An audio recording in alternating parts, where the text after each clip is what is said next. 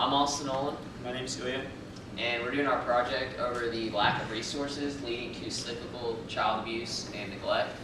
And I just wanted to start off by saying that I know a lot of people like me, and a lot of you out there like me, are from Indiana or from our neighbor 20 minutes to the south, Kentucky. And I've grown up here my entire life, and I did not know that Indiana has the second highest child abuse rate in the entire country. This absolutely blew my mind, and it kind of opened my eyes to just how big this problem really is here, specifically in Indiana. And to make matters even worse, our neighbor to the south that I just spoke of, Kentucky, is first. They have the highest child abuse rate in the entire country. This is both more than double the national average, as you can see on our graph. And so as you can see, Evansville, right here, right on the border, is kind of in the heart of this problem. And Governor Eric Coleman, who's the governor here in Indiana, actually allocated an extra $25 million after finding out this information to the Department of Child Services. But despite this extra funding, there's still no governmentally funded program that rehabilitates child abuse offenders here in Indiana, which is obviously a major issue. And I know some people may be asking themselves, okay, well, I was not abused as a child, and I don't know people who were abused as a child. And I just understand this is a problem, but how is this affecting me personally? Well, this is how. Child abuse and neglect leads to an increase in intellectual, behavioral, and physical health problems. This can be anything from a larger learning curve in the classroom as a young child to major health issues such as lung disease, heart disease, and diabetes. Well, all of these things lead to an increase in your taxes, as well as an increased burden on your healthcare system, your educational system, and your justice system. So in short, it's taking money out of your pockets. That's how this problem is affecting you right now. So our specific problem pain statement is going to be there's kind of not enough focused effort on rehabilitating, counseling, and educating the parents who are inflicting abuse or neglect on their children in specifically Southwest Indiana.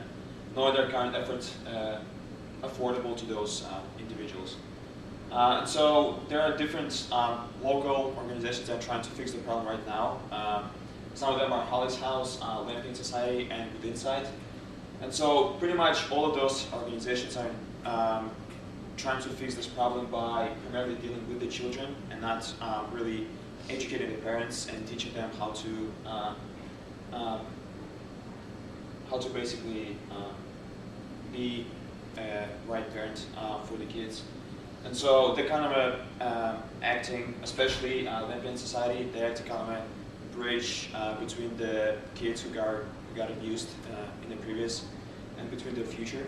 So they're trying to help them by counseling.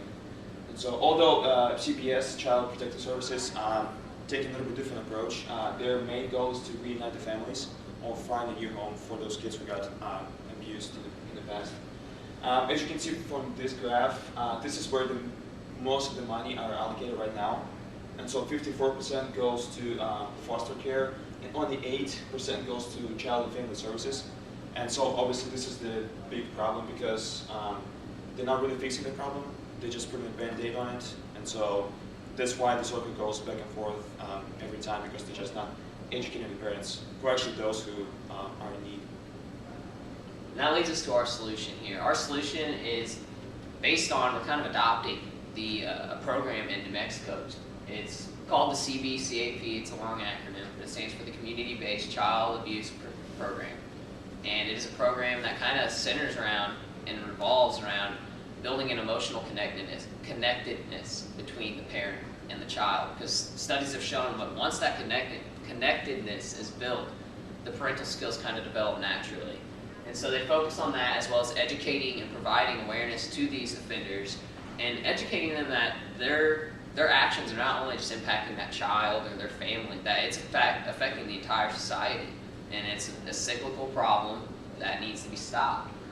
And what really drew us to this program is that its incredible success rate. It has a 93 to 96% success rate. And by success, we mean that 93 to 96% of the people who complete this program were not referred back to Child Protective Services or law enforcement in the next 2 years. So it's an outstanding success rate, and this is one that our program will be kind of based off of, and we'll adopt it because this is a governmentally funded program So it's not just specific to that area, it's a program that can go nationwide. The opportunity size obviously is big. We just spoke about how Indiana has the highest or second highest child abuse rate in the entire country. And our primary targets obviously being the offenders, but also the parents. Just parents that are not child abuse offenders, but just of all kinds, because I don't think people are fully grasping how this is affecting them. And so I think if we really educated parents on how this problem is affecting society, they would jump on board. They'd be like, wow, this is big, this is affecting me, this is taking not only my money, but all other resources too here in Indiana, and I believe that they'd become involved. And then obviously it's affecting the entire Indiana community through a burden on our healthcare system, as I said previously. Our supporting evidence, we spoke to Jennifer Childress. She is the development director at the Lampion Center, which is one of the organizations that Ilia spoke about earlier that is currently providing counseling to child abuse offenders, and they mainly focus on the victims. And she said that's actually one of the big issues, is that they focus primarily on the victims because the offenders are either A, incarcerated, B, on probation, or C, don't have money, time, or transportation to their counseling services. I mean, counseling's not cheap. And so she said that was a big issue, and that they've been trying to develop a way to fix that problem. Well, as I said, the Lampion Center does a fantastic job. They are a great organization, but they do have gaps. They do have holes, just like other organizations here in Evansville.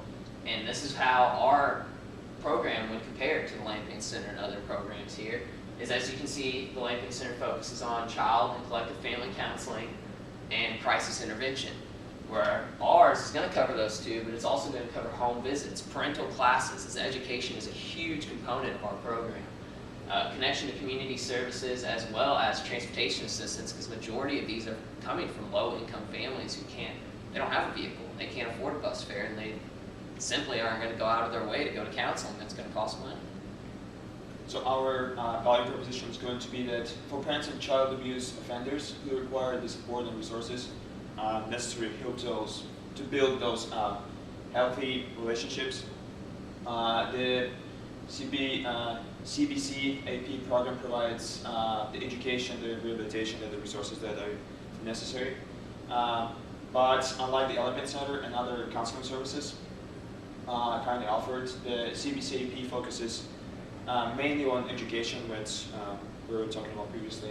The parents and building strong emotional connection between the parents and the child, rather than just focusing completely on the child.